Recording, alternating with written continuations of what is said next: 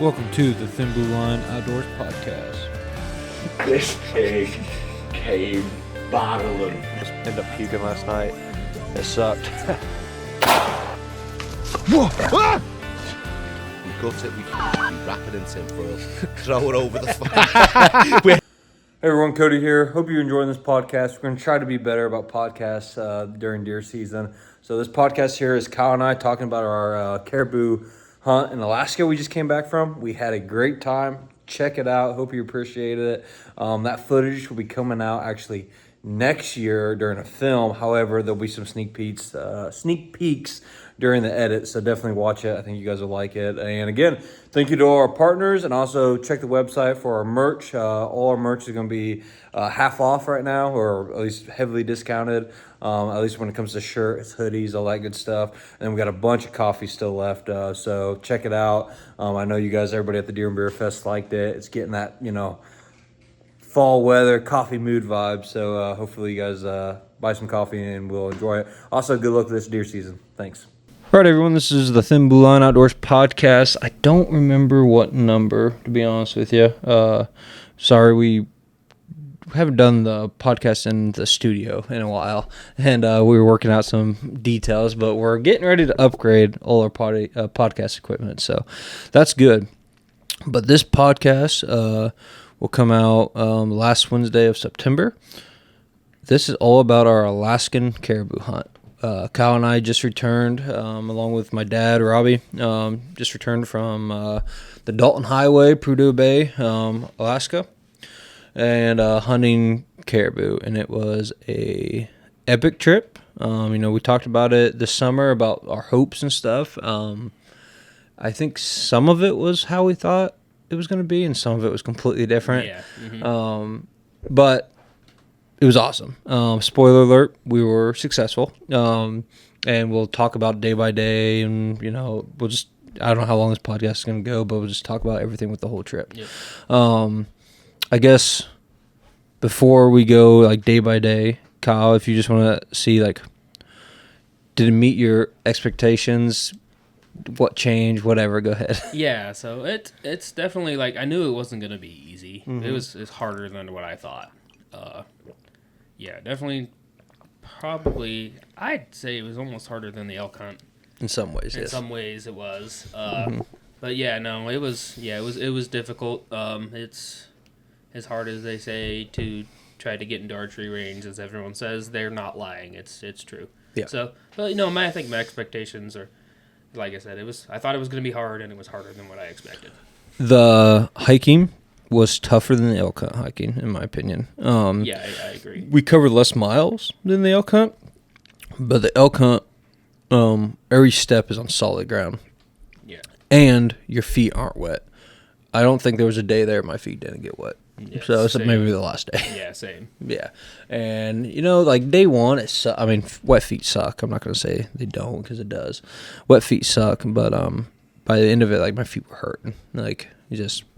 Yeah. Beat up, my left pinky toe is purple.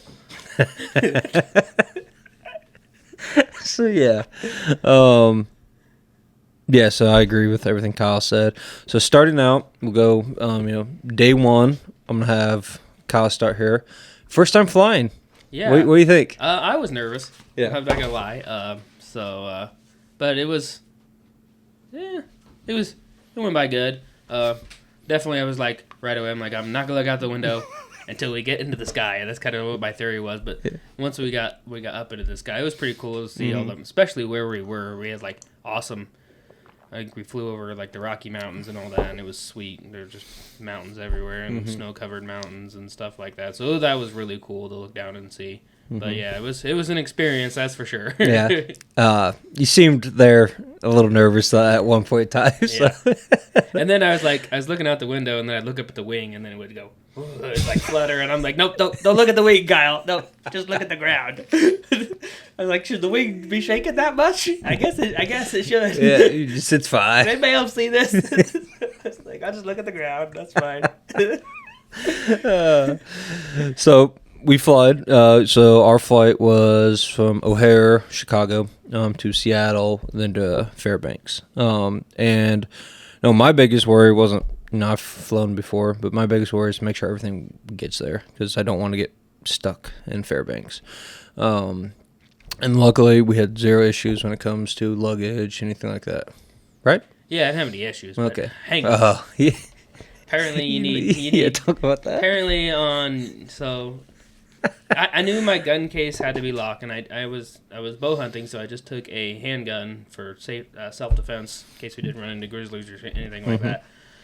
So I had put my handgun in my bow case, in its case, and I locked it. Well, the case that I used a soft case that I had for my 9mm, and I was taking my 40, but I put it in there because it fit better in my bow case with the soft case. The hard case didn't fit that well, so I'm like, oh, it's okay. It just says case.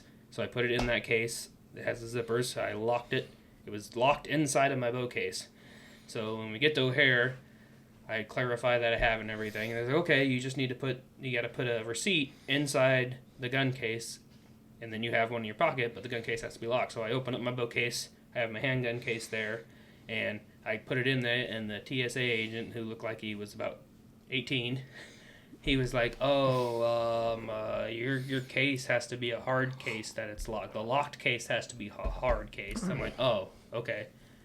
I'm like, okay, well, that's fine. I'll just lock the bow case. So I took the lock off my handgun case. I put the lock on the outside of my bow case. And, the bow case is probably a little bit longer than this table. And I put it on there, and he's like, you got to have more than one lock. I only brought one. Mm-hmm. Okay. So I was like, well, I don't have two locks. And then I'm like, can I just zip tie it? And he's like, no, you gotta lock it. Luckily, Cody had an extra one that he was using in his bow case that we barely got to fit. We rigged. Barely got We had to, it would lock, but if you rattled so much, it would separate enough because his bow case was too wide. So we got it, and then we took a zip tie. Yeah, we got it, and then it was going through the X-ray, and we made it through the X-ray, and they were fine, and then they were getting ready to transport it to put it under the plane, and then Cody's lock fell off of it. Yeah. Which those guys didn't seem to care anyway. I didn't think we had. If we didn't put it back on, they could care less. They're like, let's just go. But we zip tied it back on. Correct. So yeah, you need at least 2 locks for a bow case, and they have to be small. Which I find out later. Yes. So that travel tip, if you're going with a gun flying, 2 locks, shorter locks too, where you can't open up the case at all. Yeah, you don't want any play in the if you unlatch the case with the locks on it, you don't want it to any play in it for any gaps at all. So new thing. We figured that out. Also, he said don't make fun of him too much while we do this podcast, but I'm going to make fun of him. So my dad has obviously flown way more than Kyle and I have, and he's also done more hunting trips like this. Listen, if you are purposely only bringing so many bags, try to get it where you can make everything in one trip and you don't need a cart if you can. Exactly. Yeah. My dad had 2 behemoth bags that they were impossible to carry. He was underweight, but it was impossible to carry it. Because he didn't have anything. He had one bag with wheels, and then Correct. he had 2 giant bags. The smallest bag had wheels. Yeah. The 2 giant bags didn't have wheels, so he had to throw it over his shoulder, and they were so big you couldn't. Yes. So he had to get a cart. Correct. And it just made everything more difficult than it needed to be. Yeah. No, so I had a backpack, then I had to carry on with a strap, a shoulder strap. My bow case, which obviously I could handle, just grab, and then my big bag had wheels. And Kyle had real similar setup. I think you had 2 backpacks was the main difference. I had 2 backpacks. My bow case had wheels, and then my hard Plano case that I had gear in had wheels. Yeah. So I was able to 2-hand wheel on each side, and I had backpacks on my shoulders. Yep. Walk through the airport. Yeah. One trip. We were more squared away when it came to the packaging luggage than Dad was. Now, as you're going to find out, Dad was more squared away on some other things than we were, especially sleeping arrangements. But So anyway, make it to Alaska. We went with, for anybody who maybe listened to this podcast about thinking about doing this trip on the Dalton Highway, we did Alaska 4x4 rentals is what we did right out of the airport. Super simple. It was a good truck, Dodge Longhorn Ram. So it did good the whole trip. So anyway, get our groceries and stuff, go to Sports and Warehouse, get our tag, all that good stuff, no issues. Boom, we take off. And the goal was get to Coldfoot, which is about halfway. Get to Coldfoot and do that. And a lot of people who don't, maybe never heard of the Dalton Highway or the Hall Road, it was on ice road truckers, one of the most dangerous highways, whatever. And it's mainly, to me, I thought I got more of the dangerous part just because it's so remote. It seemed more like it. There was some iffy parts of the road with the mud. But other than that, like, Kyle and I were on sketchy roads in Colorado. Yeah, we were. Yeah. Although we did see many smashed up vehicles on the side of the road. We did. I definitely think if you weren't paying attention. Yeah, you had to watch your speed. Yes, which yeah. your dad neglected many times. Yes, especially on the way there. Yeah. Yeah, you're not going to be in a hurry on that road. You don't need to be. You don't need to be. Enjoy the view. Just drive. Yeah, the road is wavy, I would say. Right at the beginning, it's super, like, it's paved right at the beginning, but it's super, like, it's literally, like, what you call it, it's wavy. Yeah. Like, it's just not flat and level. So it's just like you could be, and then you'd have a little bit of flat and level parts, so you'd be like, oh, good, I can speed up now. Don't. And then it'd be 10 feet after it stops, then you'd get whoops, like in motocross. And yeah, exactly.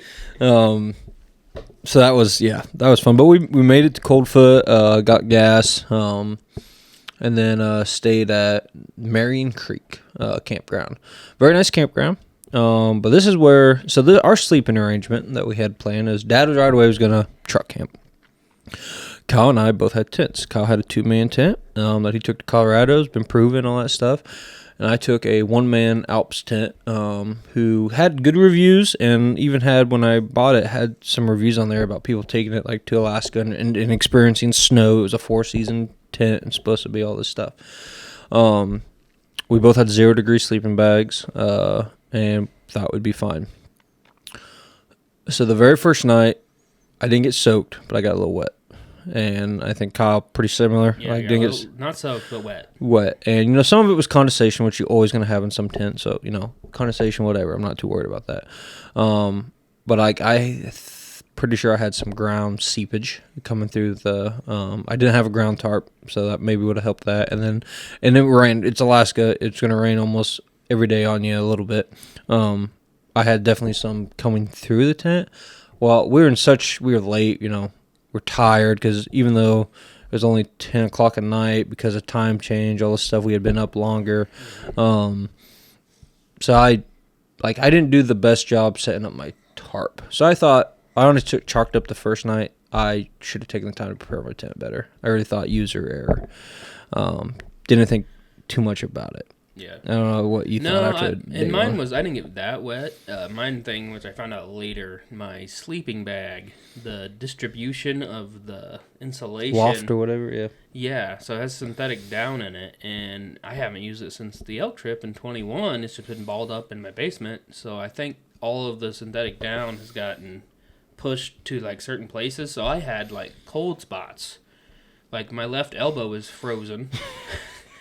Like, it was just no insulation there, which I didn't find out till later. So, like, I probably woke up shivering twice that night. But not like, and it wasn't that damp. I had a little condensation, but I wasn't that damp the first night. Yeah, and it was probably low 40s that night. Yeah, it wasn't as cold. It was like drizzling. It wasn't really like pouring or anything. Yeah, so, whatever. Wasn't that bad. Oh, and I forgot to say on the way to Coldfoot, we saw a black wolf. That was really cool. So anyway, we wake up, take off. Goal is to get to the tundra. And one thing your tag, it's a general Caribou tag. So your tag is good for a bunch of units. Well, we knew pretty much as soon as we left Fairbanks, our tag became legal. We found out, yes, we're legal, and yes, if we see a caribou, we can shoot a caribou. But it's not tundra. It's all forest and mountains. And there ain't no caribou in it, at least not at that time of year. We're in the south side of the Brooks Range in the mountains. Yep. So, and why this is important is the main unit we're going to hunt closes the 15th. That's the important thing. and that could have been an issue for us if we didn't have some luck. So anyway, boom. We make it to the tundra. We see caribou pretty quickly. I'm not going to give. I don't plan on giving mountains. We'll just, don't plan on giving mountain features. Don't want to give anything away. Now, if you're, a fellow Leo and you're going to do this hunt, reach out to me. I'll maybe help you out and give you some locations. But on this podcast, I'm not going to say it. But anyway, very quickly, we find some caribou. Now, hindsight, I think we were actually looking at all cows when I went back and watched it, but I wanted to go after them right away. And this valley, this is not the name of the valley, but this is what I was calling. I was calling it Death Valley. And Kyle was talking me off a cliff. I'm like, let's go. And Kyle's like, no, they're small, which again, hindsight, they were cows anyway. We didn't go. Because Dad's playing, because he's the one who planned all this. He wanted to go to Dead Horse just to say he's been to the, we're already in the Arctic Circle. He wants to go all the way to Prudhoe Bay, saying, I went to the farthest I could go north. So that's what we did. And I think we saw one other group of caribou. I know, yep, we did, because we went after them. Saw black fox. Yep, black fox. On the way there. Did we see the muskox at day 1 or day 2?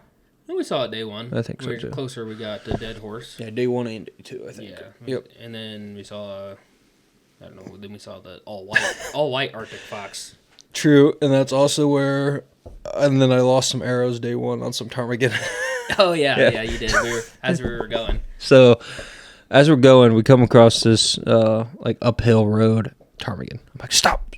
So, we get out. But the first arrow I send launched because I still had it dialed to 60 yards here shooting.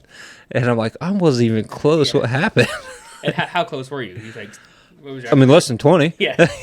Less than 20. I'm like, man, I'm not even close. What the hell? I'm like, oh, that's why. It'll get you. Yep. I'm pretty sure the second shot, either second or I took 3 shots. Yeah, I was able to recover 1 arrow. One of those shots, I know I hit it. Arrow feathers are everywhere, but we didn't get it. We found out that we got a lot of it on clip. Our arrows were just flying through them so fast, and we only had a real small game head, if we even had that on. If you're going to go back up there to shoot ptarmigan with your bow, you need a big, like a judo tip or something like that. Yeah. Or even, Kyle and I talked, we actually would probably bring a bunch of crappy arrows we don't use anymore, and we'd use those. Yeah, for sure. Yeah. Because even if you shoot and you hit it, your arrow, the tundra is so soft and spongy, your arrow just goes right into it like a target. Yeah. Like, I guarantee they just right in the ground. Yep. So if you're ever going to go up there and you want to shoot some ptarmigan with your bow, take some crappy arrows, take some big judo tips, and... Or old crappy broadheads that are used that are at least wide enough to get a cut in the ptarmigan. Correct. But it was fun. We had a good time chasing some ptarmigan there that day 1. So anyway, we saw some caribou, went all the way to Dead Horse, did that thing. Pretty cool general store they got there. Good people. But yeah, went to Dead Horse. It's just a very unique town. It's just an industry. Yeah. Yeah, we got our mark there. If you go to Dead Horse, go to the general store, look at the stickers, look on the right-hand side, about a little higher than head level, about 6'1"-ish probably. Look and you'll see our sticker. We were there. So anyway, same thing with the Arctic Circle sign. If you go on the back side, you'll see our sticker there too. So anyway, we get there, do that thing, end up coming back, and we're going to take our first jaunt into the tundra. Because we see a group of caribou. We don't know if any are bulls, but we want to get close enough and take a look. First hike in, Kyle, myself, and Dad went terrible. Wet feet immediately. And we couldn't get across a pond. Yeah, the ground was real boggy, so there's this pond, and we're like, all right, we'll just jaunt around it real fast. Because it showed on Onyx, you should, either side. Yeah, either way we should go. And we ran into where we couldn't cross it, and then we tried to go around to cross it, and then it got so boggy, it was like you were in the pond, even though it looked like ground from a distance.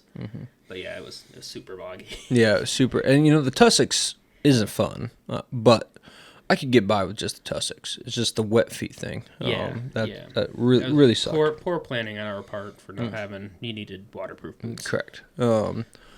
So anyway, did that, and we ended up weren't able to get to there. So my dad said on the second group he was actually going to look for more caribou, which he actually got some really good footage of the muskox during that. Kyle and I went a different approach, and it was less marshy. It was still marshy, but we were able to get through it, and we got a couple hundred yards of these caribou. Got some good footage with them. There were over 20.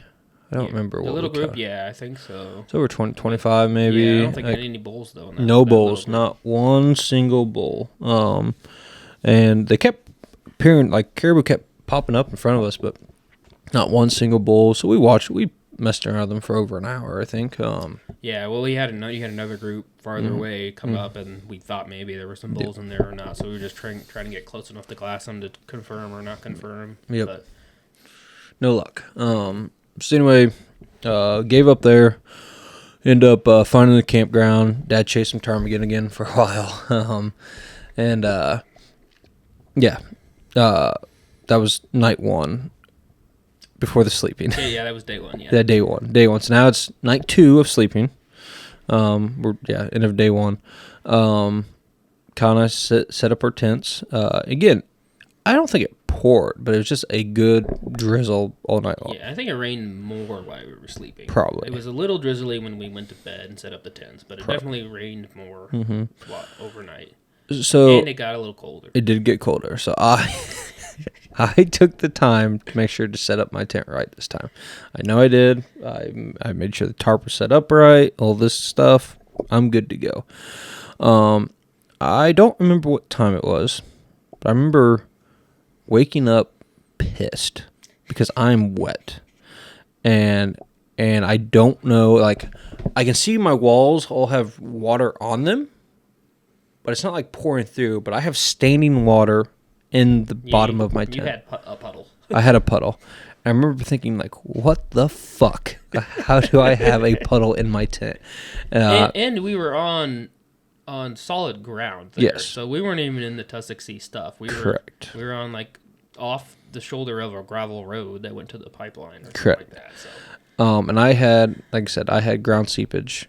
I know coming through, and I'm pissed. So I remember I wake up. Most of the time was the first one to get up and move, and sometimes Kyle's up before me, but you'll find out sleeping arrangements, I kind of had to be the first one to get up and moving. So anyway, I get up and moving, and I'm thinking at least, hopefully Kyle had a better night than I had, because then, I'm going to have to truck camp, but maybe he could stay in the tent. I remember I make breakfast, I'm like, how was your night? And he goes, it fucking sucked. Yeah, it was bad.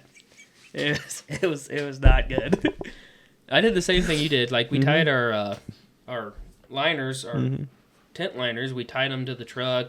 I spread rocks out and pulled it tight. Tried to get it farther away from my tent to get the rain, condensation from coming in. But mine just came in. It just like from the top, I could see it. So the top of my tent, like the inside of the tent, has vents for like summer camping, and then the fly top goes over it or whatnot. But it was literally dripping straight down from the top, right onto my sleeping bag, right on my elbow where there was no insulation. Okay, right. So right here, just drip, drip. So I wake up, my sleeping bag, so my head is soaked, my feet are soaked, and then right on my midsection is soaked.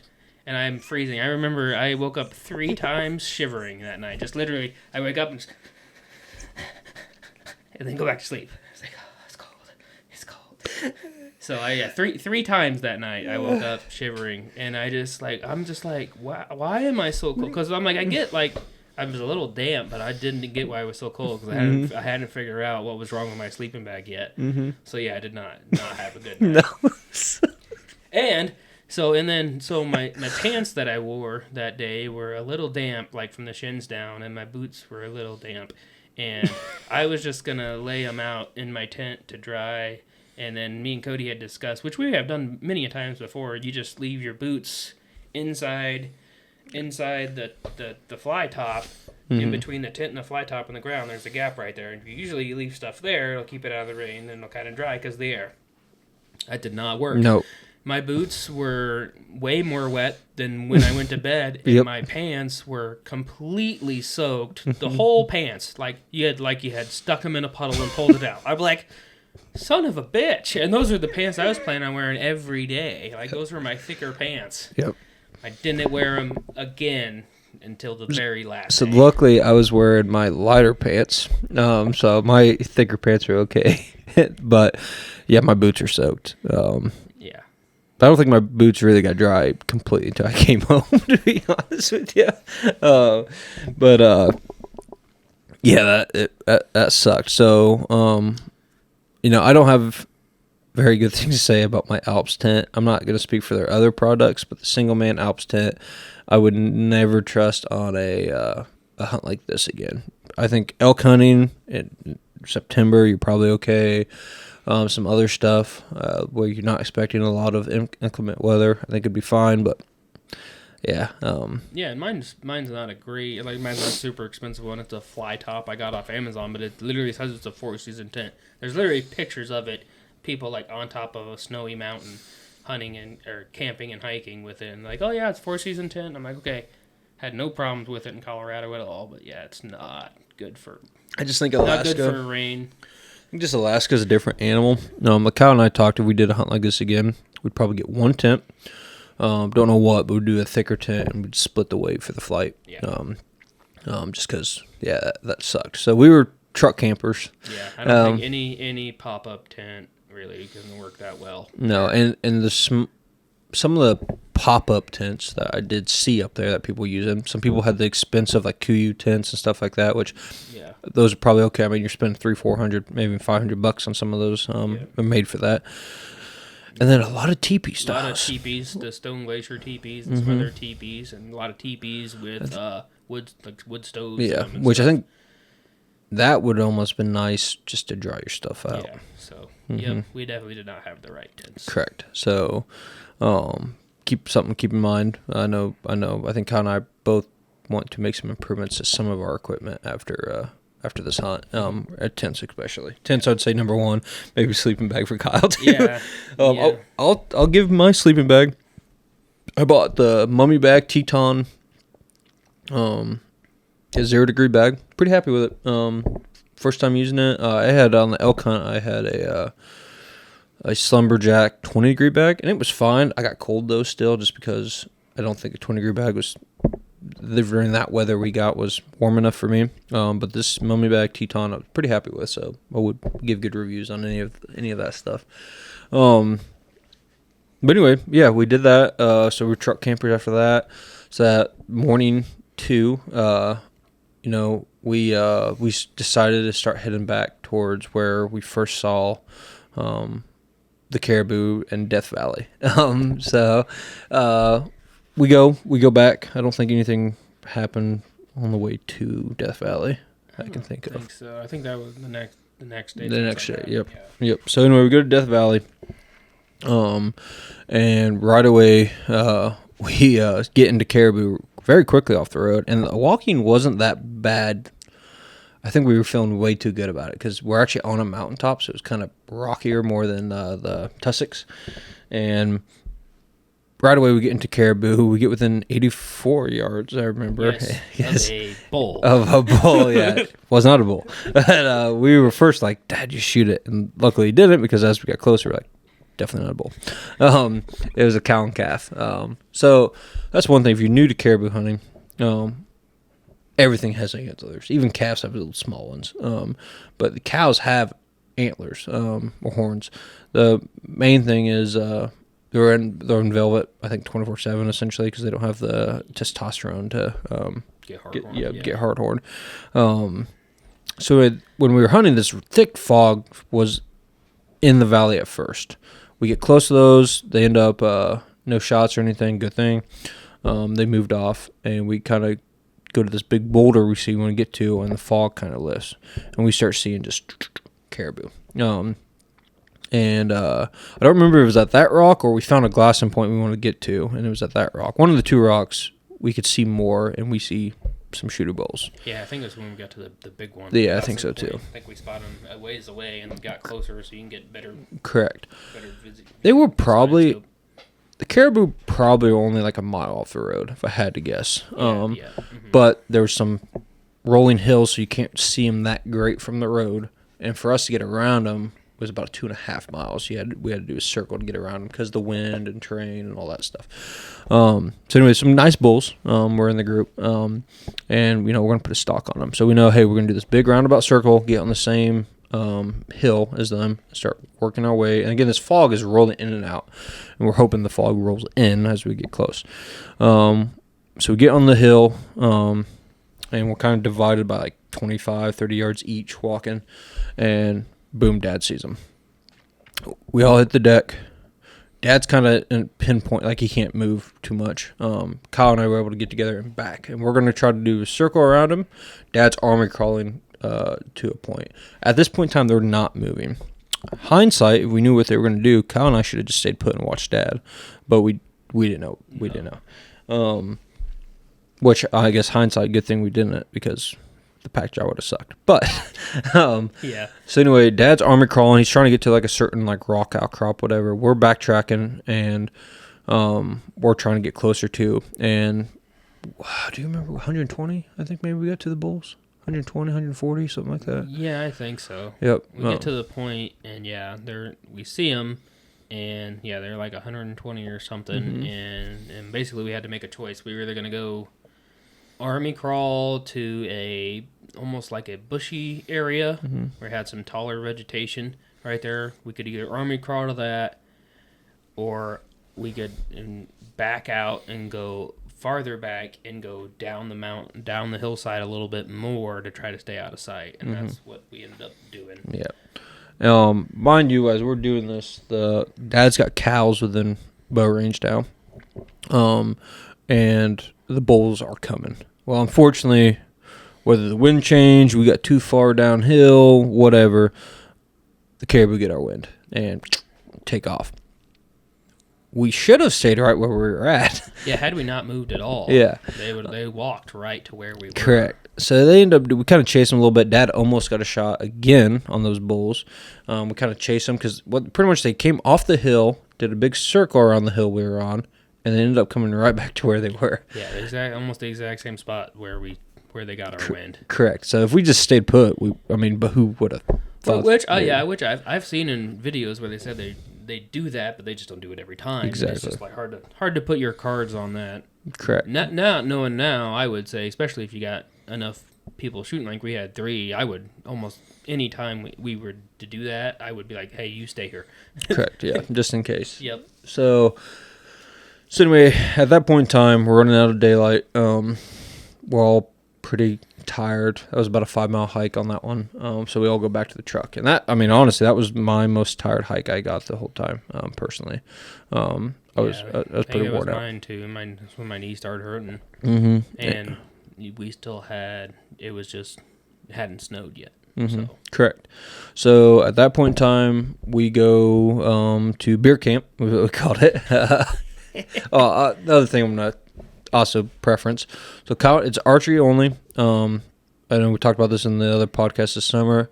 You're hunting the Dalton Highway. There's a Alaskan pipeline. You got 5 miles on each side of that pipeline. No firearms.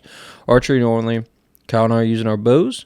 My dad is using his crossbow. To become legal with a crossbow, which you must during each calendar year of that hunting season, you must go up there, get doctor approved, and they sign everything, whatever, and you get approved for the crossbow for 1 year only. So every year you have to do that. And Dad did all that. So Dad's using I think it was a Raven. It's Raven 26, I think. But it's a Raven. That's what he's using. So anyway, we we go to beer camp, and the reason we go to beer camp, we call it beer camp, is Kyle and I bought a couple local beers, and we end up leaving them there for like days. Never exploded, never nothing, and we end up getting back to them. We'll get to that, but so anyway. That's our first night truck camping. So Dad slept in the passenger seat, so the steering wheel wasn't in his way in the sleeping bag. Kyle slept in the driver's seat, and then I slept in the bed of the truck. We have a topper on all that good stuff. Didn't get cold that first night. First night I was pretty good. Yeah, that night wasn't that bad. Yeah, that night wasn't that bad. Especially after the 2 previous nights of us sleeping in the tents not working well. Correct. It was a welcome change. It was. It was. We're like, oh, I'm dry. It was. So, wake up, I see right away on the windows, oh, we got snow. We had snow the rest of the trip for the most part. We went north, and so it's actually weird. The farther you go north, the warmer it got. We'll talk about that. Mm-hmm. But, yeah, I went north, it snowed. We have breakfast, all that stuff, and we're going to go back into Death Valley. So we go back into Death Valley, and first we're not finding the caribou. But then, like, we had a little break in the fog. Boom. There they are, feeding our way. They're like 300 yards away. We're in between the hill and another hill, and we're in like a valley. Here they come. So Kyle and I sit in one spot together. Dad sits in another spot. So we're on both sides of this valley. They're feeding towards us.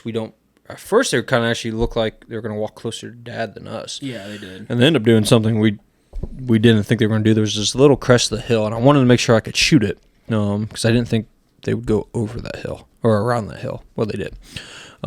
60 yards, I think those cows were. Mm-hmm. Yep. So, and they didn't mind us until they got downwind of us. Yeah. Once they got downwind, they spooked. Not very far. I think they just did a big circle, and they get back to the other herd. Which, when we crest the hill to take a look, that group of maybe 100, maybe 100 caribou has now turned into a group of like 500 probably. Some big bulls in it, and they're still coming to the valley. And Dad almost got shot again as this group fed towards them. They were right out of like 100 yards, if I remember. No, I think a little closer, maybe like 80. It was closer. I thought he was 50. Maybe. I thought the bull he had a shot on was at 50. Maybe. Just couldn't get any cows to clear. Correct. Which is something we learned is very difficult, is to get a single caribou by itself without any other caribou behind or in front of it. Correct. And it not walking. Correct. The smallest group we put a stock on, which we didn't put a stock on really. The smallest group we ever had was 3. Yeah. Most groups are like 50 and more. Yes. If not thousands. So you got to defeat a lot of eyes. And then okay, even if you get within range, what's the other caribou doing relating to that caribou you're trying to shoot? Yeah, and I think what worked on that one, what we learned to do later, is we just tried to get positioned to ambush them, basically. Correct. So which seemed to work. Correct. Yeah. So trying to do this ambush thing when we were so close, and Dad almost got a shot. So again, we're pretty wet and tired at that point in time. So we decide, hey, let's try to get out of the snow. Which bad call actually later on. I mean, we could have killed still, but we decided to get out of the snow, go north, because we're kind of we're in the tundra, but it's the mountain tundra. So it's higher elevation. Exactly. So if you go north towards the Arctic Ocean, you actually lose elevation, and you're probably going to get out of the snow, which did happen. So we decided to leave Caribou, which I was a little hesitant on. But we left Caribou, go back to Dead Horse, get gas, all that stuff. And then stopped at the rock pile, is where we slept there again. Yeah. So slept at the rock pile. Next day we go, okay. We didn't see hardly any caribou on the drive. I don't know if we saw any on the drive up. So like, hey, we're going to hunt our way back towards Death Valley, I guess, and we're just going to have to put all our eggs in that basket. I spot 3 big bulls coming across the marsh. Yeah, ways off. Way off. But they were coming. They were moving. So we find a near park spot and we take off. Kyle, I'll let you go. I'll let you go from here. Okay. Yeah. So he sees them off the side of the road in the tundra, walking towards the road. So we, like Cody said, we get a parking spot, and now we are walking to where we believe they are going to intersect with the road. So we're using the road for cover. And for anyone that hasn't been there or anything, the road is basically built up on a gravel dike. So it's elevated 10 feet maybe, or maybe a little higher off the level of the tundra. So we stay on the opposite side of where these caribou are, just barely peeking our heads over to keep eyes on them as we walk to try to intersect them. And then real quick, so again, it's kind of weird. It was weird for me. So the rules are in Alaska, you just can't be on the roadway, and neither can the animal. You're supposed to be just off the highway, off the side. That's it. So we were running along the ditch, essentially. Yeah. And completely legal to do. But anyway, go ahead. Yeah, so we get to where we're going to intersect the caribou. We think we're going to intersect them. Pretty good spot. And the bulls, and there's 3 of them. And there's 2 of them that are a little ways apart, and then there's a third one that's quite a ways back behind it. So anyway, we get to where we set up. It's Cody's to my right, and then Robbie's to my left, and we're guessing they're going to be around the 60-yard range is what we think they're going to be. So we see the first bull. He comes over, crosses the road. We get him stopped, and Cody's on the range, and what me and Cody were doing, we were kind of taking turns on stocks back and forth on who's going to try to shoot first. And then if your dad has a better shot, we're just going to let him shoot it because he has the crossbow, which is more accurate from distance. Anyway, so we get it stopped, and Cody goes, 92. Yeah, way off. And my head just goes, fuck.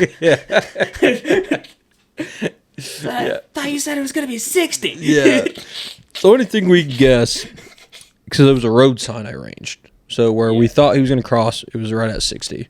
And hindsight, we would have pushed closer, but we didn't want to push too far up the road, because if we pushed too far up the road, there's a good chance they'd see us. Hindsight, we should have pushed. Yeah, you got to guess. Yeah. You just got to kind of guess where you think they're going to cross. 'Cause otherwise, they're going to see you. Correct. So anyway, go ahead. So I dial, which I'm comfortable. I made sure I was comfortable shooting at 90. I knew that I could make a good shot at 90. I practiced it quite a bit this summer, and that was about as far as I felt comfortable shooting was at 90.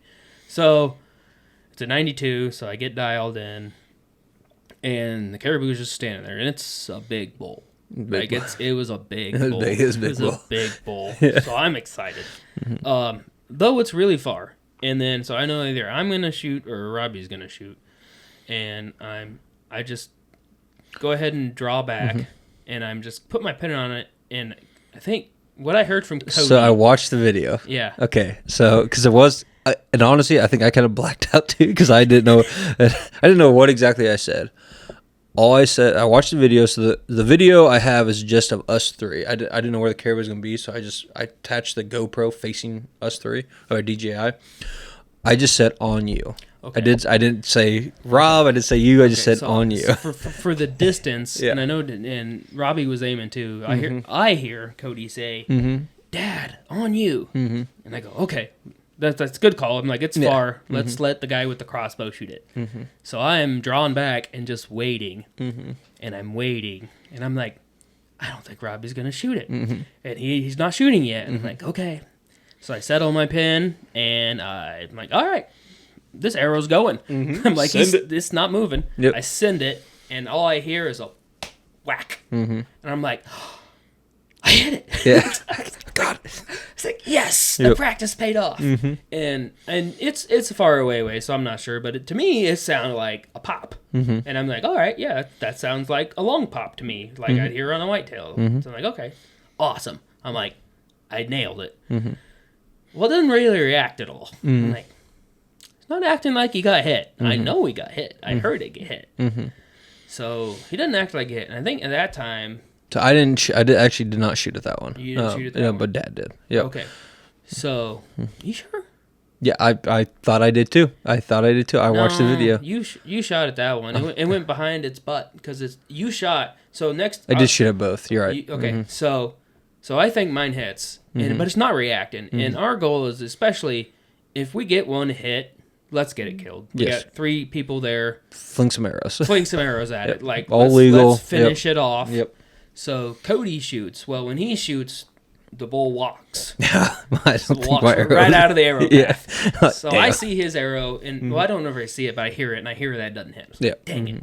And then so we're telling Robbie, we're like, hey, like I hit that one. He's like, oh, okay. So it walks a little ways up farther, and then It was we don't know how- 122. I remember because I was 122. calling ranges out So- for Dad. Yep. so Which we're- is farther than what he wanted to shoot, but but Gim we're got trying to arrow. get a second arrow in it. So Robbie shoots and goes under it. It's a little too far. Real close. Real it close was, under it. It was like slow motion, and the whole time I'm like, oh, it's gonna be low. Like, go higher. Go higher. Just want to blow it. Yeah. Yeah. Blow it up. Right underneath it though. So- Left and right was perfect. But Okay, so that's the first bull, and then he walks off too far away from us, and I'm just, my eyeballs are just glued because I'm waiting, I'm just looking for body reaction, looking for blood. I'm like, I know I hit it. Anyway, the second time, then the second bull comes over. I think I was the only one that crosses shot the at road. it. Yep. I didn't even see it. Couldn't even tell you Yeah. what it looks like. I have no idea. So the first one was by far the biggest. The second one was real close though. Real Still a close. good So anyway, bull. so that second one, when it comes over the road and crosses, it knows something's up. It doesn't know what, but you can tell it's like something's up. So then I pulled back, and it was a little closer. I think I ranged it like 85, 88, something like that. I don't think my arrow was halfway to it. It was already on the move. So go to shoot, and I remember it takes off like right when I shot. Like and again, I think by the time my arrow got to it, it was already long gone. I'm like, damn. So nothing on that. I'm at this point in time, just the way Kyle's Caribou's moving, I'm pretty sure non-fatal hit. Which when later on we'll get to that. So we move up because that third Caribou's coming. Yeah, and he's coming farther up, so we're like, we need a closer shot. Correct. So we get where. So when and it's still they all veered off some. When I peeped, because I'm the one spotting them because I'm higher up on the hill. When I peek over, it's coming right at me. So I'm thinking my shot is going to be very 20 yards. So but I send Kyle 10 yards past me, maybe, just in case. This thing comes almost right on top of Kyle. Oh, it was right on top of me. So I'm all the way in the ditch. So I'm waiting for it to. So I see it crest the road, and I just literally look up, and he's just face to face with me. I'm like, oh shit! It's like too close. I'm too close. It's like, oh no! So it makes eye contact with me, and it kind of does this. Yeah, I did not like It, that. like a deer in the headlights. He kind of just reared a little bit and then turned to the right and then came down off the road. And then he was 20 yards away from me at that point. But now I'm in between Cody, Robbie, and the Caribou. So I'm the only one that can shoot. Yep. So it's walking. It's taking a jaunt. But I'm 20 yards. So I pull back and I'm like, I think I can hit this thing. Yeah. So I try to lead it and I shoot. Arrow goes right behind its butt. Yep. I'm like, I didn't lead it far enough, I guess. Yep. I'm like, I swear I let it. I'm like, I'm aiming in front of its brisket, and I'm like, just completely missed it. And it's just, I guess that's moving faster than you think. Yep. And I was like, Yep. and then we watched him, and then we watched him walk away. Correct. So, which Kyle and I talked about later on. Honestly, we probably shouldn't have taken that moving shot. I shot one of the moving ones too, and it is what it is. Like those obviously didn't touch, and we got caught up in the moment, but mistakes happen. Yeah. But anyway, I'm watching all three bulls now. They've gathered up. Kyle's bull's moving completely fine. Like not, and then he finds your arrow. Yeah, I find my arrow, and the only thing missing, so the arrow, the chisel tip had been broken off, and there was a little bit of blood on the top of it, but the blades themselves never touched, I don't think ever touched the caribou. Correct. So I'm guessing I hit some bone. So, and I'm clarifying. You see, I'm wearing the wreck shirt right now. I have nothing but good things to say about the wreck broadhead. Still have nothing but good things to say about the wreck broadhead. What I think happened, because I watched arrows. I watched Kyle's arrow fly. And I was almost positive it hit the ass high. I'm pretty sure you hit right at the ball joint. That's what I think happened. And at such range, and then hitting that hard, I think it just broke right there. Yeah, I think so. We watched that caribou for over a mile. Yeah. We ended up tried to put another stalk on it. They were moving so fast we weren't going to catch them. Yeah, we ended up going getting closer to them and glassing them up later, and they were all fine. Yeah, I think that caribou. And I was not happy with myself. No, I know. I know all of us were disappointed. Yeah. Like, obviously, I know you were really disappointed in yourself, but like the rest of us were, I think, just, man, that was our chance. Like, we had 3 good bulls right off the road, just like that was the type of hunt I was expecting, like right off the road. Yeah. And I was like, hey, I think all of us like, man, that was our chance. Like, yeah, that was a gift. Yeah, if we leave here now with that or without any tags punched, that was our chance. Yep.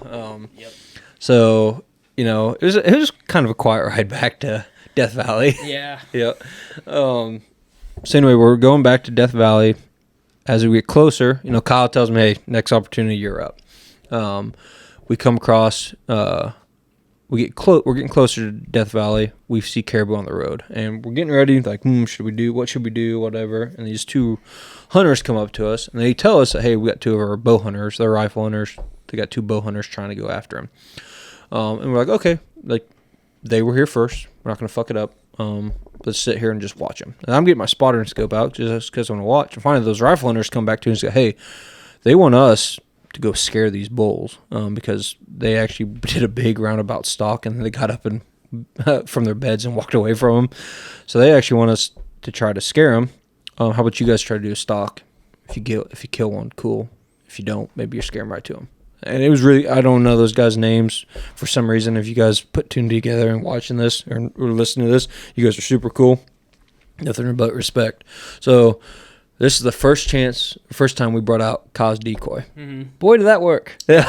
It's a Montana decoy, and it's the one that you attach to your bow. Mm-hmm. So it's a Caribou 2D flat front-facing decoy. Yeah, and let me tell you, nothing but impressed. So strap it to my decoy real quick. Boom, I'm gonna take off. And there was only strap to your bow. To my bow, yeah. And there was only I only ever saw 1 small bull. The group told us there was 2 bulls in it. I only ever saw 1. So anyway, I kind of sneak up to this. There's this alder brush.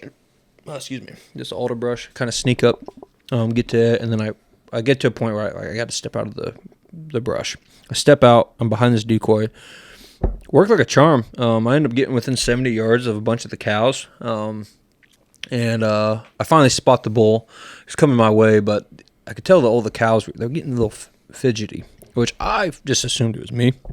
Well, I didn't know I had photographers behind me on the road stopping and taking pictures, which... Three different vehicles stopped. Really? Yeah. So one passed us, stopped like directly over the caribou.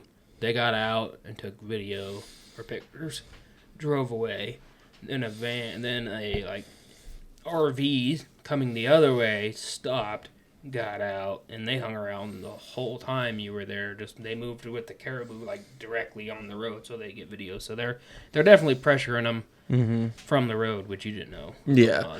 So I'm focused, and again, it's not illegal what they're doing. I wouldn't even call it hunter harassment. It's public road. They're on a highway. A lot of people come up there to do that type of thing. It's just more poor etiquette.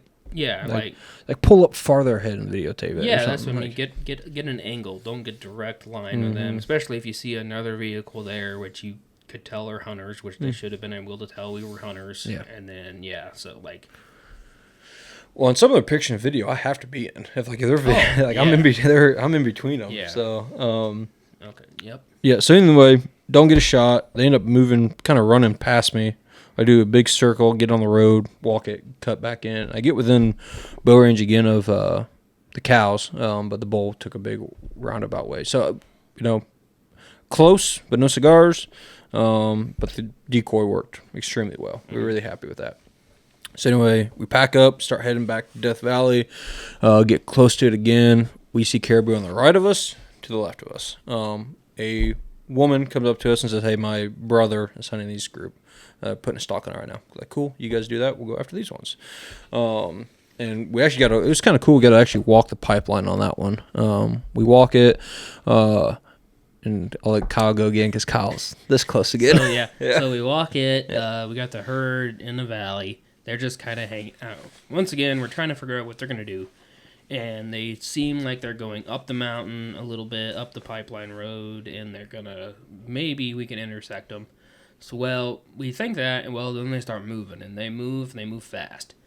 And we basically were going to try to head them off, but it didn't seem like we were going to be able to get there in time. Like, they were definitely going to beat us there, and we were not going to be able to ambush them. So Robbie and Cody said, Kyle, grab your decoy. Just give it a try. Yeah. So I strap the decoy to my bow. I leave my pack with them, and I march up this road. So it's quite a bit uphill first. So I'm trying to head them off, and what I'm doing is I'm holding the decoy it's on my bow. I'm holding it to the right, and I'm holding it, and they're seeing it, and they're stopping. Now they're stopping for like 10 seconds or more, and they'll stare at it for a while, kind of like what's going on, and then they'll start walking again. So they did that about 2 or 3 times. And after I get up the hill, which I was pretty tired, so I get up the hill, and then I'm kind of just shuffling. But once I get on that flat level ground, I start sprinting. So I'm like, all right, because I see the bull, the one that I know is a bull, I can see is one of the first 3 caribou in that line. So I'm trying to beat it. So I just like take off sprinting. And my nose starts bleeding while I'm running. And I can like taste the blood in my mouth. I'm like, God, it's cold. I'm sprinting, and I'm like, so that first group passes me, and I don't get close enough to get them. But there's many more. Mm-hmm. So I get up, I get them stopped with the decoy again. I hide behind the pipeline, the poles, and then another group's getting ready to come. So I ambush them. I get within, I think, 30 or 40 yards of them, but they seem to be all cows. Like, there's no definitive bulls, and I don't have time to glass to make sure. There's one that was a maybe, and I just didn't have time. They never stopped enough for me to look at them. So they go by. I'm like, God, dang it. And then I got more coming. So I'm just kind of hanging out waiting there, but they kind of see me, so they're kind of hesitant. So I scoot a little closer, and I got one that, once again, might be a bull, might be a cow, not sure. It stopped with the decoys just staring at me. I think it's like 80 yards. So I'm glassing it up, and then it turns out to be a cow. Mm-hmm. But they ended up turning back and walking back to where they originally started, so I had startled them enough that they didn't want to follow the rest of the herd across the pipeline. Mm-hmm. So they go back. But yeah, it was just... So well, they go over the hill, and I don't see them, so I walk a little ways out into the tundra, and I see that they're all back. So I walk back to the road and then walk back to these guys, and I'm just beat. I sprinted at some caribou. I was tired. You know, we went from being down in the dumps because, like, man, we didn't kill those 3, but, like, we had 2 legit opportunities. Yeah. So we're like, okay, we're not out of the game yet. Like, yeah. So we go back to beer camp and recover our beers after that. Accidentally left in the snow. Yep. Go back to beer camp, and we decided we're going to drive up the road, see if we spot any of those other caribou, but then we're going to go back to Death Valley because there was a bunch in there. Next morning, we don't see any of those other caribou. We go back to Death Valley, and we must have just missed the giant herd. Yeah. Because, there was... several hundred caribou in there the day before, or the day we were there last. They had to be. Yeah, we had some fresh snow. We had light dustings of fresh snow almost every night until Correct. Then. So we could see fresh tracks. They were like, oh, these tracks can't be that old. Correct. But anyway, we go in there, and there's tracks everywhere. We had to just miss the herd the day before. Just tracks everywhere. I did get about a $500 rangefinder I found. I looked it up the other day. So if you lost, well, you wouldn't know. But if somebody lost a Leica rangefinder, thank you. I have it now. So thank you for the donation. Yeah, thank you. Yeah, and mind you, these people's tracks had already went in and out, so it wasn't like they, hey, leave it there and see if they find it. They had already left the valley. Yeah. So anyway, no luck. Which sucked. At the same time, we're like, man, good, because if one died in here, it was going to suck getting it out. Yeah, it would have. Yeah, so we leave, and the plan is, hey, we're going to start traveling north again, and just keep, if we have to go back to Dead Horse, we will. Just keep road hunting, see what happens, find the herd. Was the ptarmigan before that? No, this is when the ptarmigan happened. Okay. Yeah, so we leave. we don't make it far up the road, and my dad goes, "Hey, I got shit." So anyway, we pull in this little roundabout. He does his business. Ptarmigan start popping up. So he proceeds to chase him with his slingshot. I son of a gun in him, killing 3 of them. I got it all on video. Yep. Killed 3 of them. Kyle, he blew right through one with his arrow again. Yeah. And we had this other guy that was watching the whole time. I think he found it amusing. But anyway, killed 3 ptarmigan, and we ended up eating them that night. They were very good. It was really good. But the important thing is, as Dad... No, it was. That happened the night before. Before we went back to Death Correct. Valley. We were going south, and your dad stopped there Correct. to take a shit. Correct. And then we went to Death Valley again Yep. with the snow and didn't find the caribou. That's what I thought. Yep. Then then- after Death Valley, we're heading back north to try to find more Correct. caribou. Your dad pulls into the spot that we killed the ptarmigan and to take a shit. He goes on to get a water out of Correct. the truck. Yes. So that's what it was. So same spot he killed the ptarmigan, just different reason to stop at that time. Yeah. So as Robbie's getting water out of the back of the truck, I pull up my binos and look out the window, and long and behold, I see a group of caribou on the hillside. Yeah, and it's probably 200. Probably 200. Prob- Good amount. Yeah. They were a ways away. Yeah, I did some quick math using the train on Onyx. I think it was about 2.5 miles. Yeah. And we don't have that much light left. No. But mind you, it never got fully dark, but it would get too dark to shoot. And we had just hiked into Death Valley all day, another 3 miles, I think, or so. Correct. So we decide, hey, we're going to sleep here tonight, and Kyle and I are going to go after these caribou in the morning, as long as you're there. Mm-hmm. Dad's right away like, yeah, all you guys. all you guys. Mm-hmm. So that's our plan. And honestly, I did not have high hopes. I think I was kind of Debbie Downer because I was like, man, this hike is going to suck, and it's open. So I'm like, the decoy is the only way to go, but it's going to be tough. So anyway, that night. Sleeping was the coldest night of the hunt. It was. Yeah. I froze my little tushy off in the back of the truck. Yeah, my boots were inside the cab of the truck. My boots were frozen when I woke up. Yep. So I was cold. I wake up. We get up around 7 every day. I woke up at like 6, an hour earlier. But again, hindsight, good thing. So wake up. I'm making breakfast. Kyle gets up, make breakfast. We have our breakfast and I think we both made our coffee. Didn't get to drink it though. Well, you were making breakfast, and I was getting mine made. And I look at the herd on the hill that was 200. Well, it's much larger and much more vast now. It expanded. Yeah, so I was so cold. I set up my spotting scope. Don't even look at it. Don't even look towards the caribou. I'm so cold. I'm like, I got to get hot food in me is what I was thinking. So yeah, I remember as I'm getting my food or whatever, Kyle goes, Cody, have you looked? No. Why? He goes, they're everywhere. There's way more caribou now. Like, way more. I mean, and that couple hundred has turned into over 1,000. Over 1,000 caribou. Yeah, no doubt about it. Spread probably over a mile on this hillside from where you see one on the right to one on the left. They were just And they're still coming. Yeah, caribou everywhere. Yep.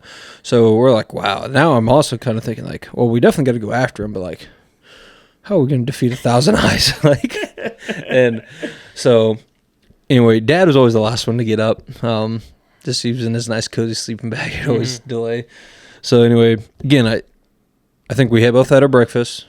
I know I had coffee made. I didn't get to drink it. I don't know did you have coffee made and not get to drink it too? Yeah, I was process of making coffee. Gotcha. And Dad gets up finally to get going, and Kyle looks up and goes, "Guys are crossing the road." I'm like, well, they started moving before your dad got out, and we think they're going to go over the hillside away from us because that kind of looks like what they're going to do. So me and Kyle's like, they're going to go over the hillside. I'm like, that's cool. They're going to be a little closer to the road, hopefully, but maybe they'll hang out right there. Yeah. Maybe our stock a little bit easier. And there was a pipeline, between access road we could walk. Yeah, it was a pipeline. There was the highway, the pipeline, and then where these caribou are on the other side. So we think they're going to go over the hill out of our sight and maybe drop down into there and like, oh, sweet. Well, they don't do that. Instead of going up over the hill, they start walking directly towards the road. Your dad gets up.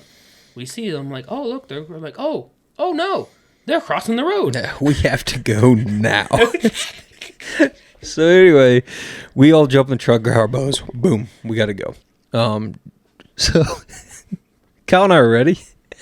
It got so cold, and I think my dad had the crossbow in the bed of the truck. I think. Yeah, I think so. So he gets it out, and he's ready. Well, he's trying to cock this thing. It's so cold, his cocker's not working. He can't get it to stay. So he goes, go without me. So he's, I guess, I wish I had a video of this, but he's got his crossbow on the heat full blast. Yeah, on the heat defroster. Yeah, trying to get to unfreeze. So anyway, Kyle and I get within bow range. There is so many caribou, though, as we talked about earlier, even the bulls we couldn't shoot because so many caribou are in and out, in and out, in and out. Well, again, this is a working highway with semis and all this stuff. Some vehicles are coming through and end up bumping the herd like 50 yards up. Well, this is where Kyle and I diverge. In my mind, I went, there's still 1,000 caribou behind this group. I'm going to run up the 50 yards and try to get the next ones. Kyle went rogue and goes, there's an old like abandoned road. So Kyle takes off after that. I'll go first and then you tell your part? Yeah, Sound that's good? fine. All I don't right. care. Yeah, Okay. 'cause I don't know what happened with you. Gotcha.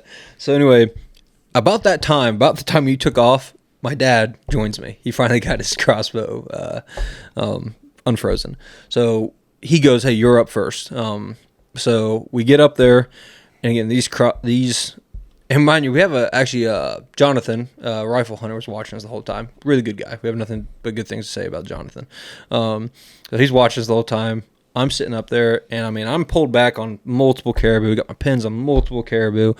I can't shoot because of how many Too many caribou, bulls, cows, whatever, and I just couldn't shot. I remember at one point in time, like I had my pins on some smaller caribou that I ended up killing, but I also had my pin at one time in particular on a big one, and I just couldn't shoot. Too many caribou in it. And I might play some video on this so you guys can see what I'm talking about of my dad when he shot his. But anyway, finally, a caribou stops, gives me a 30-yard shot. Boom, shoot. A little low and left, but like you hear the pop and there's blood instantly. The rec broadhead there's blood everywhere. And I'm like, that's a dead caribou. So I'm like, pumped, excited, and he's struggling out there.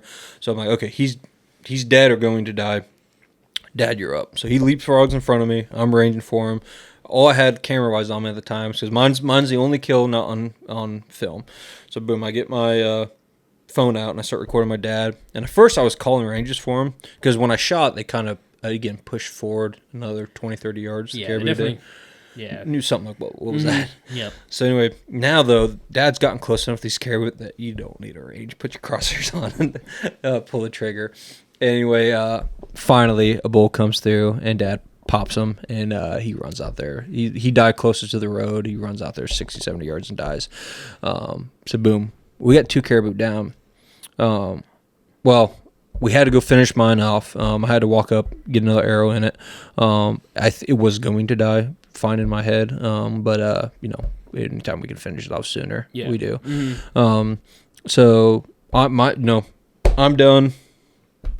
Dad's done. We don't know where Kyle's at, and these caribou are still crossing right where we were at. So finally, when we get back to the truck, Dad takes off. Hindsight, I give Jonathan my bow because Jonathan he doesn't have a bow. He only has a rifle. He wants to try it. I'm like, cool. Take my bow. He goes. Dad starts walking down this old abandoned road to get Kyle. Go ahead, Kyle. So while they were doing that, so I take off. The herd's going, and what they were doing was they were crossing this abandoned road.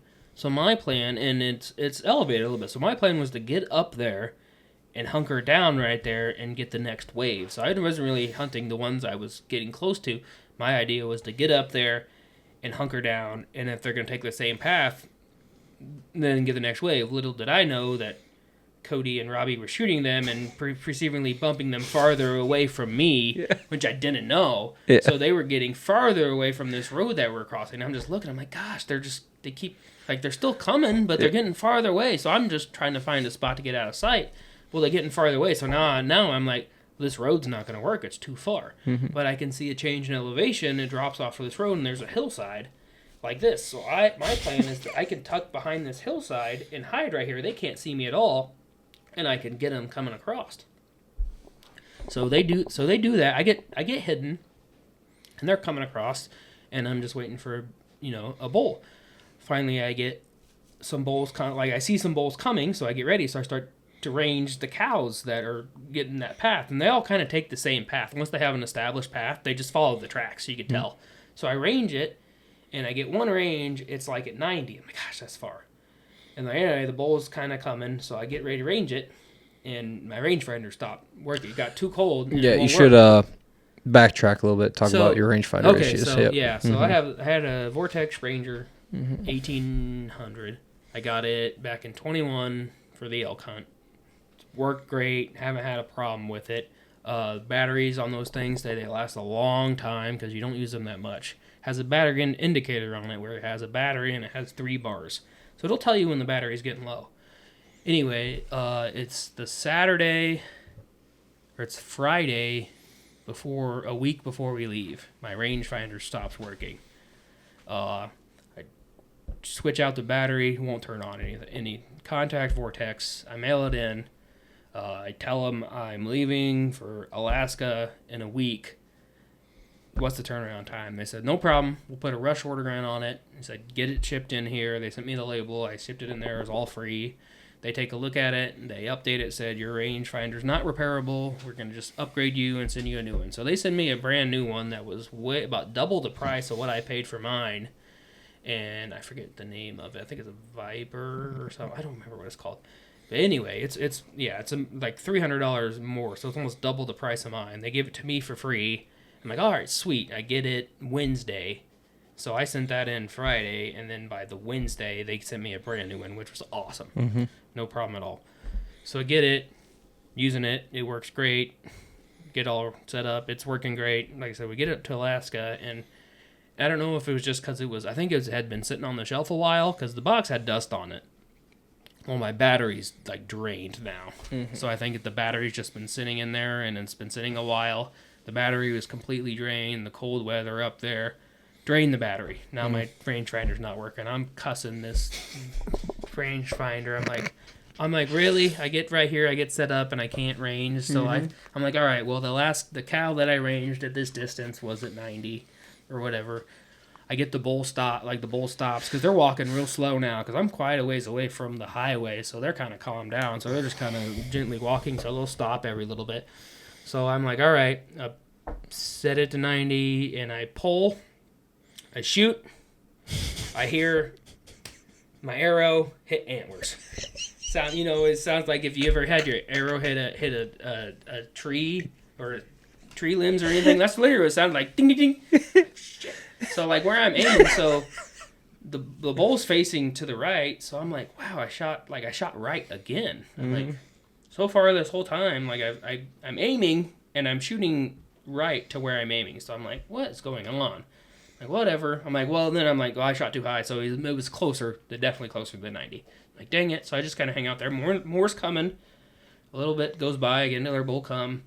And it's coming. It's not quite stopping. And I just stand up. So when I stand up, the bull does a 360. And now he's quartering away from me, facing left, and just hanging out right there.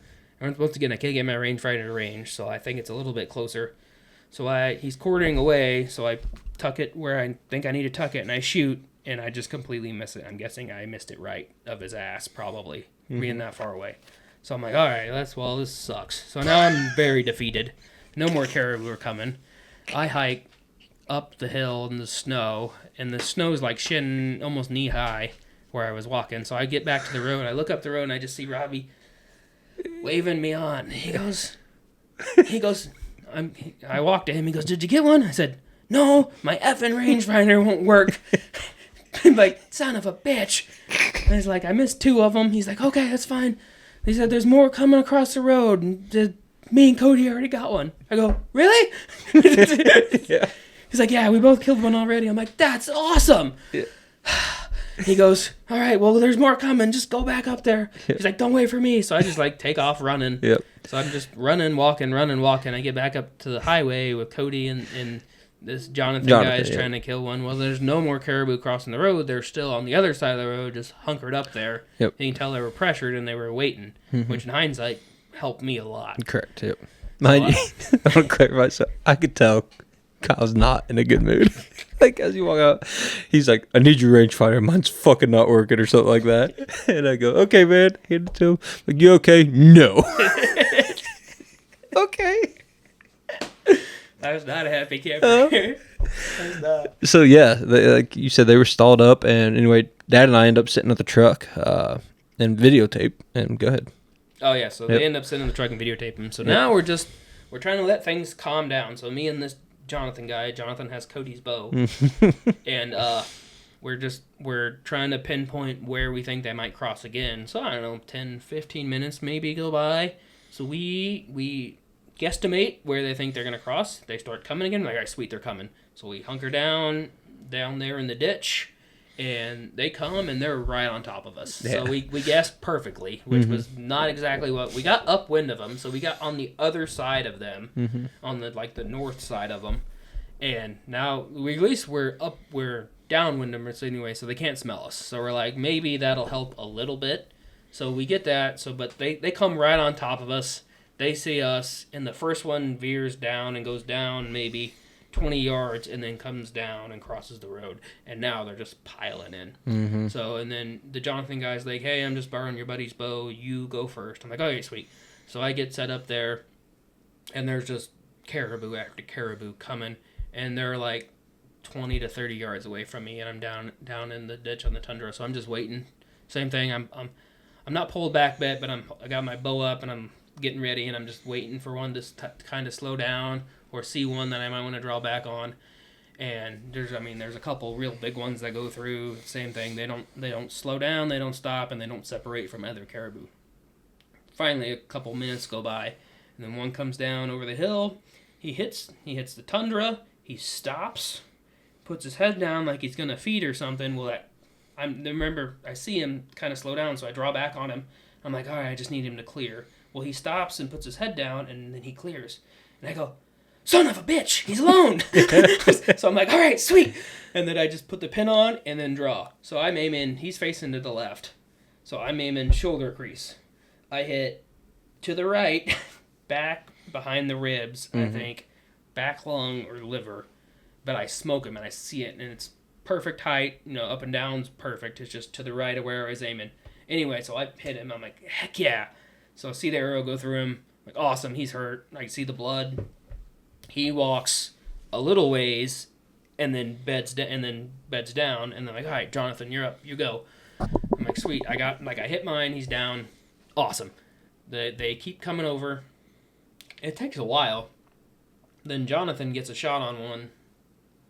Yep, and in the end, we think we made a non-fatal hit because he said he lost blood very quickly. Yeah, so he gets a shot on one, non-fatal hit. But again, they're hard. Like, you just have to get lucky. You have to have one decide to slow down, and you have to have the other caribou not to be right on its ass. And luckily, we all three got that. But anyway, so he takes off, or mine. After Jonathan shoots his, it goes, and we're like, all right, we're watching it to see what happens with it. Well, mine stands back up, and I'm like, son of a bitch. I'm like, okay. So it's walking a little ways out there, and it beds back down, and then we end up going and finishing it off. But yep, it was awesome. So in the end, that cluster, we had 3 caribou down. We were done by like 10. Yeah, 10. 10. By 10 o'clock in the morning, we were done. We did not get done processing them until 7:30 with your head, I think. Yeah. Yeah, with your head. Which I'm new at, so I went pretty slow. Yep. So, yeah, it was a full day, but... And it was a beautiful day. It was beautiful, yeah. Sunshine. Yeah. I think we even got a little sunburnt, honest with you. Yeah. Like on my nose. Yep. But... Yeah, all of us a little red-faced and... Beautiful day. Yep. Got to test our new bags out finally. We got to use our backpacks. And I did my Stone Glacier pack. Actually got to finally put some meat in it and carry it. Like I said, the hike was easy. We were not too far away. So, no, it was awesome. Yep. So, in the end, we were successful. Killed three caribou. Had a great time. I don't know why my dog's barking there for some reason. But, yeah, I don't want to get this podcast too long. I think we're already at 1 hour and 17 at the moment. But all in all, I know I was very happy. Yep. very happy with the trip, and definitely we'll be back to Alaska. I will too. The one thing I'm going to preface, I'm going to do, make sure I do every time, which I brought a target with me, but I never really found the time, is I'm going to check and shoot my bow. We're almost done, deer. So, because I think, like I said, I think got bumped and I was off. I was shooting every shot I had was to the right of where I aimed. So I need to get that fixed before whitetail season. So. Yep, agreed. But yeah, no, we will definitely be back. The footage will come out next year. We'll show some tidbits here on this podcast, but we'll do a video series or film series next summer, right before deer season. I think that might be it. You got anything else? You can talk about the trip or anything else? No, I don't think so. Like I said, it was a great time. It was harder than I thought. We got some luck on our hands. Oh, yeah. I just have to say the one thing. I forgot to say this. Before I went, my wife made a joke about it in my bear hunt that she was going to do this Mexican egg ritual to take away my bad luck. Yeah. Well, she kind of joked about it on the bear hunt, but I made her do it this time. So I said, rub me with the egg. Yeah. And she goes, yeah. I said, she could do that. So what she does, this is a Mexican, like good luck or to take away your bad luck. So she takes a regular chicken egg, she rubs it all over your body, and then you crack it into a glass of water or whatever, and then you crack it into the water, and then you can almost read it like tea leaves, which I thought was weird. She said there was bubbles. She said there's people talking about you. Like, I don't know what that means, but okay. She goes, okay. And then you let it sit there, and it's supposed to absorb the bad luck and take it away, put it in the egg, and then you get rid of it. And by God, it worked. Hey, it works. By God, it worked. That's awesome. That's awesome. Well, Kyle, congrats again. Yep, you too. Yep. Yeah, we had a blast. Deer season's coming up. Can't wait to be deer hunting, and we get our caribou, which I'll talk about maybe sometime other. But we get our caribou hopefully in October from Alaska. So, yeah, awesome hunt. Can't wait to do it again sometime. See you guys. Make sure you like and subscribe.